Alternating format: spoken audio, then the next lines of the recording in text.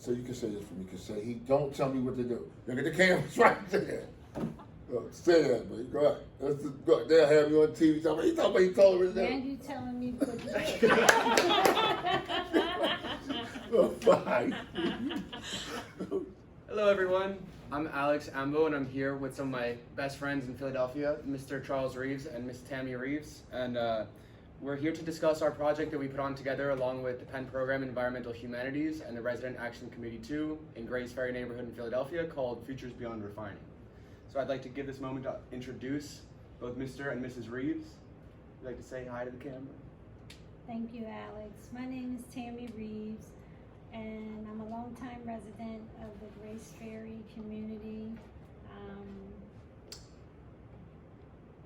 I'm the event coordinator for the Resident Action Committee 2, and it's a nonprofit organization based in South Philly in the Grays Ferry community.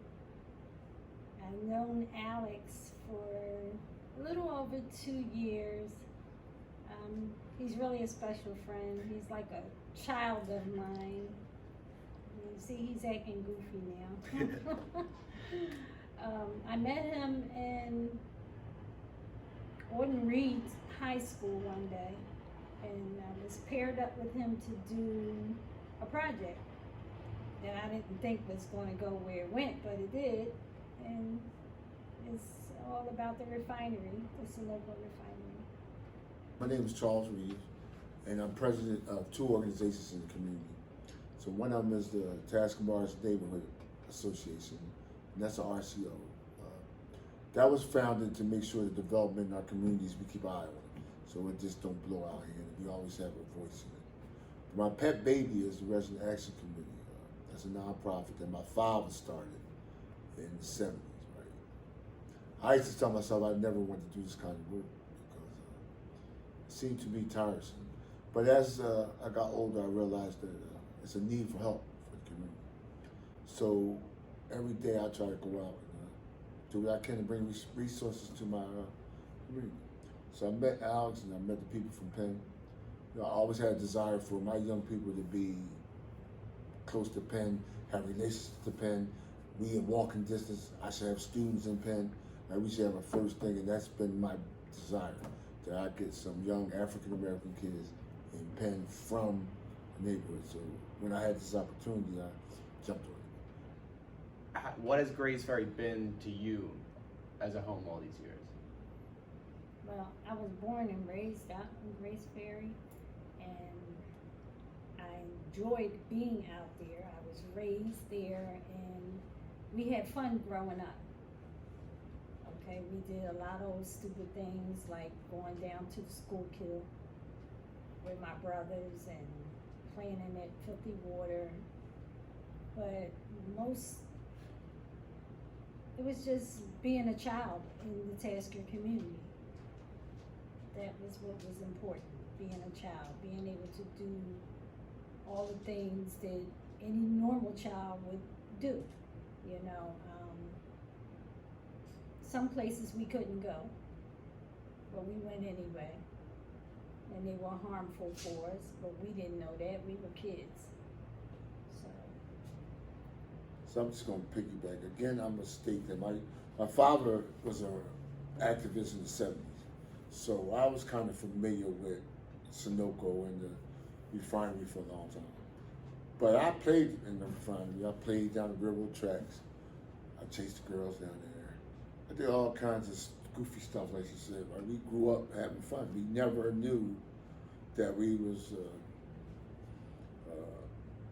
I like to say experiments, but I ain't gonna go into all my personal feelings. I got some strong feelings about it. But I want to also say that we grew up in a neighborhood that was very racist too. So we grew up being in one pocket because we couldn't expand.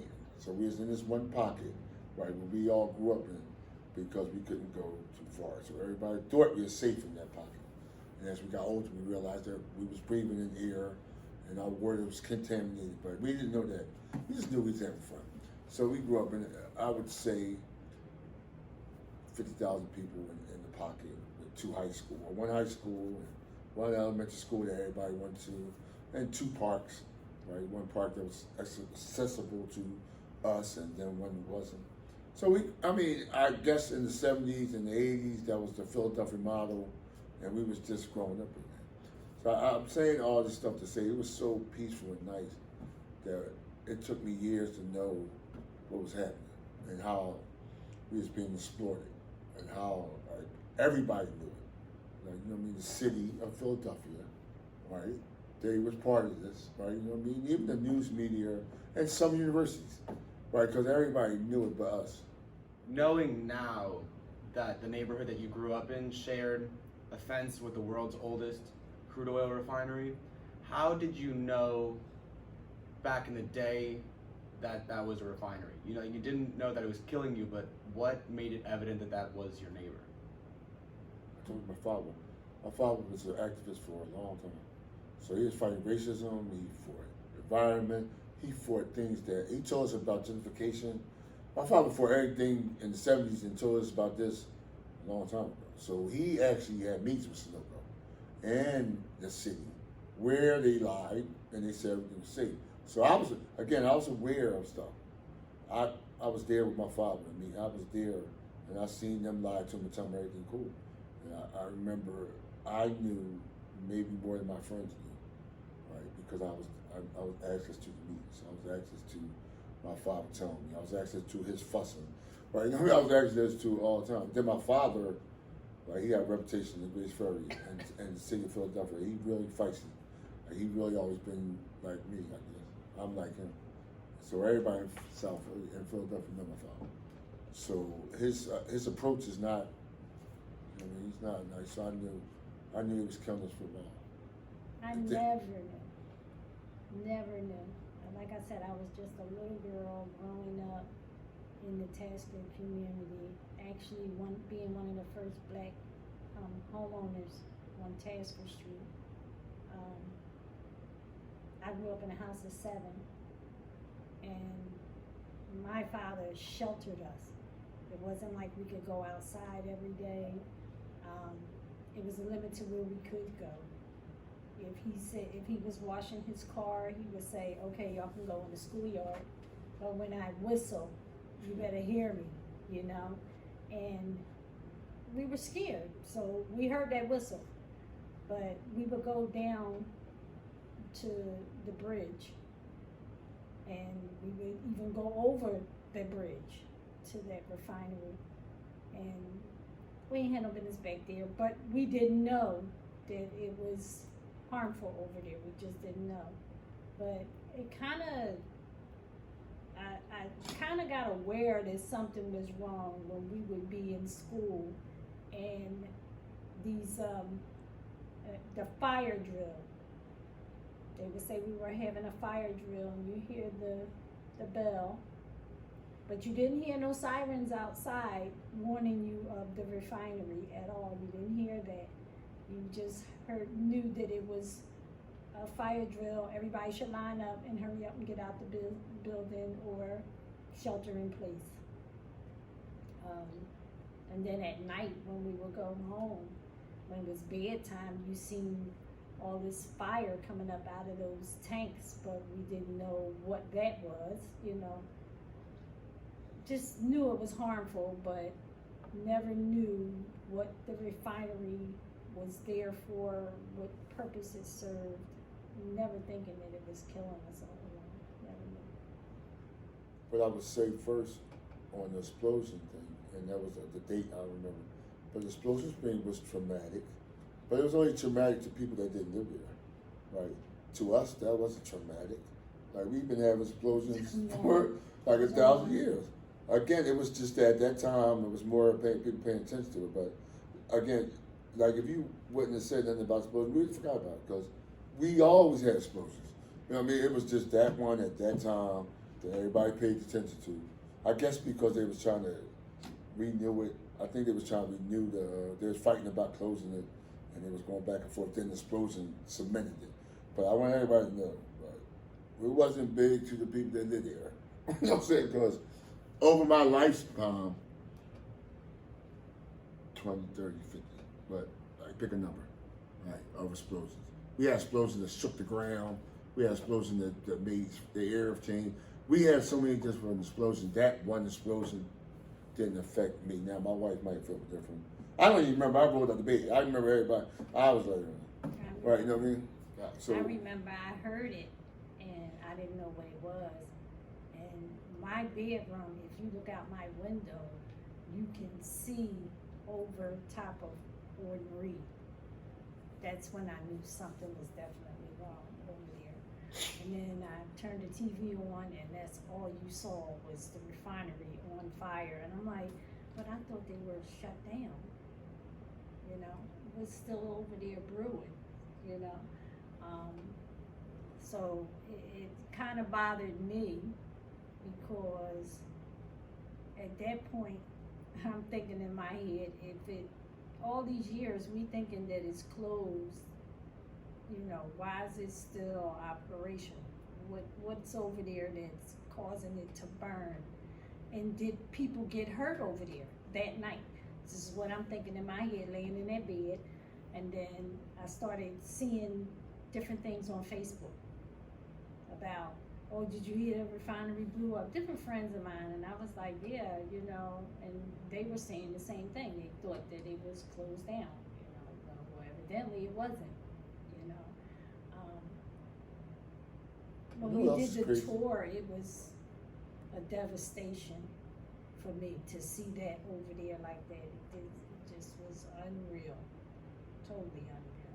I always thought that we never knew how close we were to death, like all them years, all them different explosions. Like we never, until now, until everybody opened our eyes, right, that one explosion could have did so much damage. We had so many explosions that could have done so much damage that we might be riding our scooters outside and it blew. Like, I mean, we never knew that we was this close, right, to a whole community being wiped, like a whole one benzene spread, right, all them years, and nobody said nothing, right? Until I started doing research with the last explosion, and I started figuring they were scared because this might have happened. And I was like, well, you know what I'm saying? We was in school across the street. I was in high school and elementary school across the street, and we watched the window and we smelled it, and nobody never said, prepare for this. Our school never prepared us to do never. So now I get mad. That's again, I get my anger because I was like, so God forbid, right, that it didn't kill all of us in one thing. And we're talking massive explosions. You know what I mean? Not just one. So now I look at that explosion. That's what the last explosion did to me. It made me realize that, first of all, I got more knowledge of what was there. But I'd be wondering, like, y'all knew this. We didn't even have a plan for evacuation. I went to the fire department. I said, what's the plan? Mr. Reeves, we think you should stay in the house. That's the Philadelphia Fire Department. That's the plan? You know what I'm saying, right? That's the plan for us all them years, and we am talking projects with hundreds of kids and hundreds of old people. Like that was their plan. That's why I like this project. The plan was to wipe us all out. This project right here will make sure that no other community had to go through this, right, and not be aware of it. They might try to do it, but now they got proof that we're going to make you aware. So when you try to do it, we might even come to you and speak with you and fight with you. So you don't have to bury your aunts and grandparents and all that stuff. That's what that last explosion did. Last explosion to me was like, okay, y'all was dumb. Y'all just used us. We was blessed. God blessed us. That's what happened. God has hand over us that we didn't die. Well, it kind of woke me up. It made me realize that could have been something that killed my mother. Yes. Because I started counting the people that passed on from cancer. Yes. Just like half the community down there. Asthma, cancer, you know, smoking them cigarettes and they told you stop smoking, inhaling that air out there and all that. All that stuff just made me aware of what could have been the cause of my mother's death. Period. How does that play in with the work that you've been doing with environmental humanities at Penn? I think it's important that we do it right. I think it's important that we get it right. I think it's important, like I said, that when people look it up and they get facts, that we got the right facts. You know what I mean? That we got the right chemicals, that we got the right numbers. Because again, and it's written where people can understand it, right? Because that's another way it got over us. We can't understand all that words. So maybe all that, and then I'm gonna end by saying that we here to back each other now. So now we got a team of people. So if you going through it, or your mother dying, and we can make memorials that we remind people that we going to join together and fight this. Right? We're not going to no longer sit back and that my friend died in Texas or, you know what I mean, somewhere else where we know better. Right? We in Philadelphia already was the guinea pigs. So you already used us, right? You already ran us, and you got rich off us, right? And the governments and everybody. So now we're gonna make sure from now on that I teach my kids and my grandkids about this battle. So if they recognize it, they're gonna see it and say, oh yeah, my grandfather already told me what to do.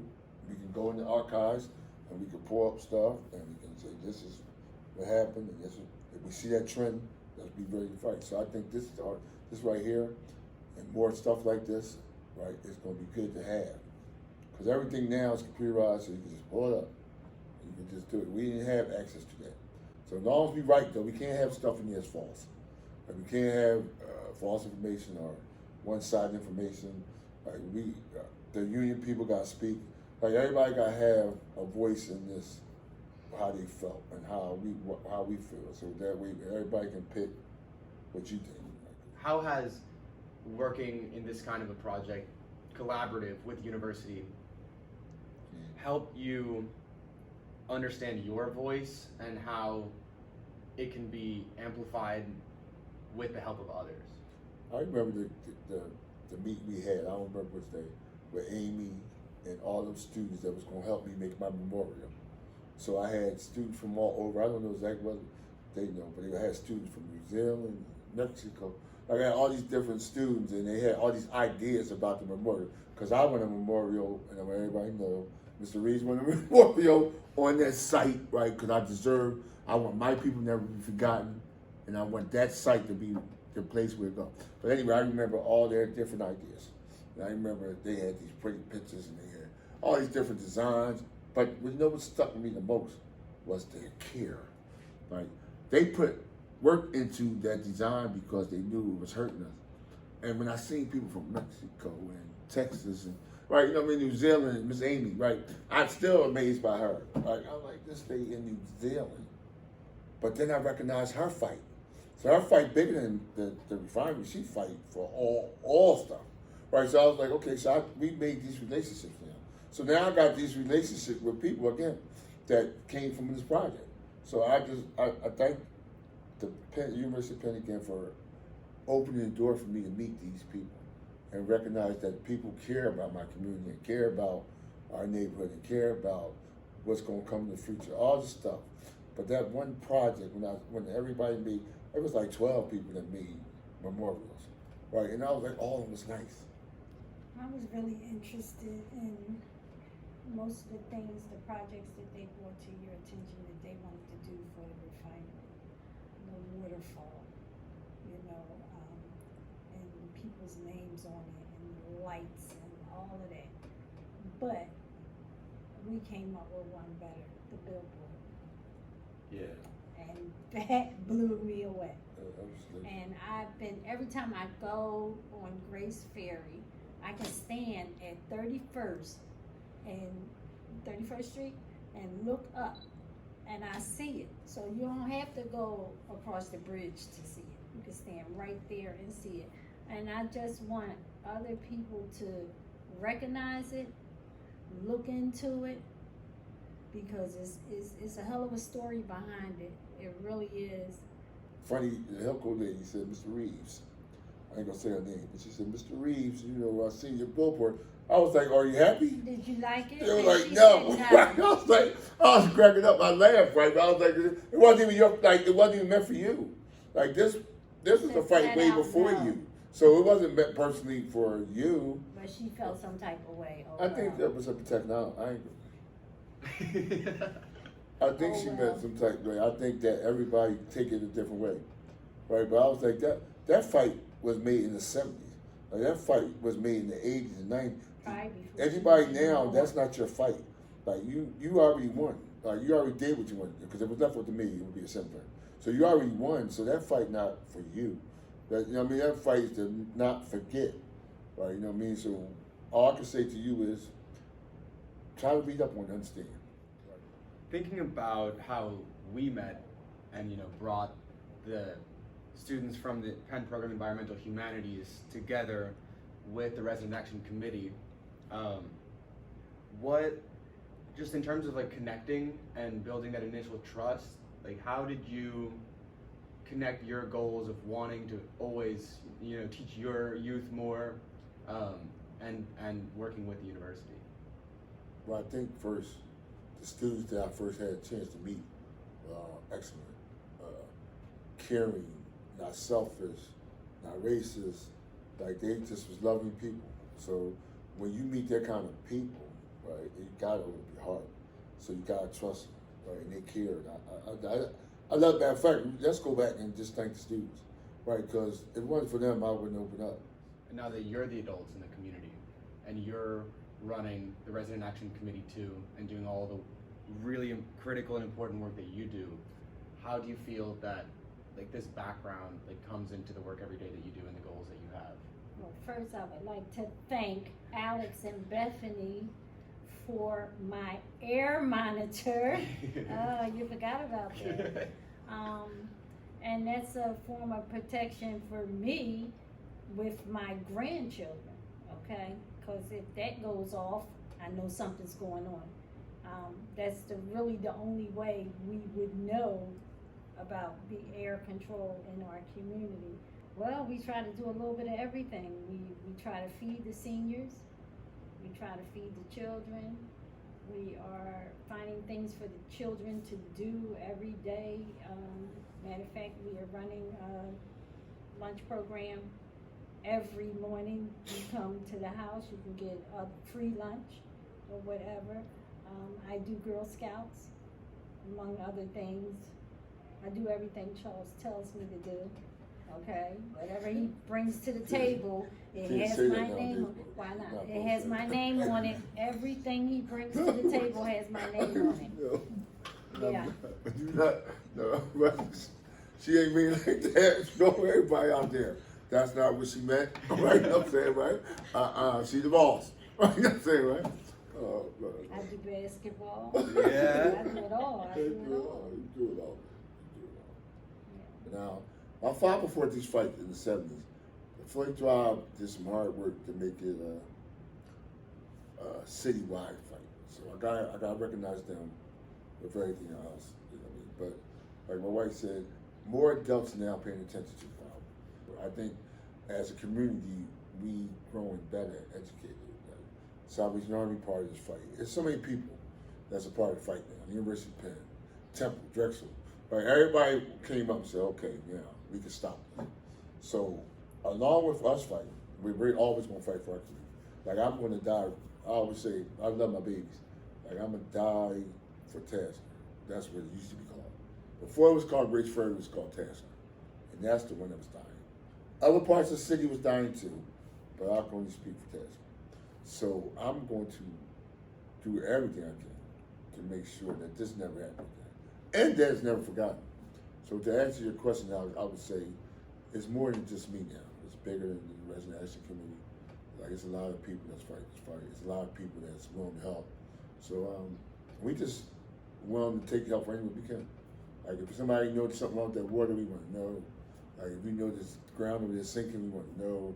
Like, you know, maybe we just want to be aware of everything so we can fight it. And we can make sure that, like, Ms. Amy Balkan in New Zealand, work with us. Like, you know, we bigger. We got bigger now. So do the work with Penn. We got bigger. So that make us stronger. But we're not going to go away. As long as I'm breathing, I'm going to fight. That's how